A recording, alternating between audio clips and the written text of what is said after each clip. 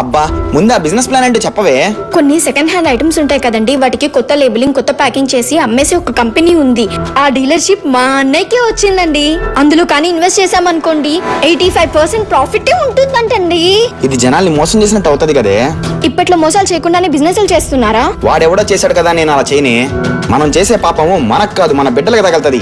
అబ్బా, అప్పటికి మీకే మీ బిడ్డ మీద ప్రేమ ఉన్నట్టు నా బిడ్డ మీద నాకు ప్రేమ లేదా? ఏంటే ప్రతి దానికి చిరాకు పడతానే ఉంటావు? ప్రతి దానికి నేను చిరాకు పడ్డం కాదు, నా ఫ్యామిలీ గురించి నేను వేసుకున్న ప్రతి ప్లాన్ కి మీరు అడ్డుపడుతున్నారు. అవునులే, మీరు మీ ఫ్యామిలీతో లేరు కదా అని మా ఫ్యామిలీ ఎక్కడ బాగుపడిపోతుందని మీకు కడుపు మంట. చాలా ఎక్కువ మాట్లాడుతున్నావు. నేను ఏ రోజు మీరు నాశనం అయిపోవాలని కోరుకోలేదు, కానీ ఈ డీల్ మీకు ఓకే అయితే మాత్రం మీరు సర్వనాశనం అయిపోతారు ఖచ్చితంగా. నా మాట విని మీ అన్నకు చెప్పు ఈ డీల్ క్యాన్సిల్ చేసుకోమని. మీరెలాగో వాడికి హెల్ప్ చేయరు, వాడేదో చేసుకుంటుంటే దానికి కూడా అడ్డుపడతారా? అలా కాదు, ఇది ఫ్రాడే. ఎప్పటికప్పుడు పీకల మీదకి వచ్చేస్తుంది, అప్పుడు దాన్ని మనం బేర్ చేయలేమే. మీకు చేత కాదని చెప్పండి, దయచేసి చేసేవాడిని మాత్రం చెయ్యనివ్వండి.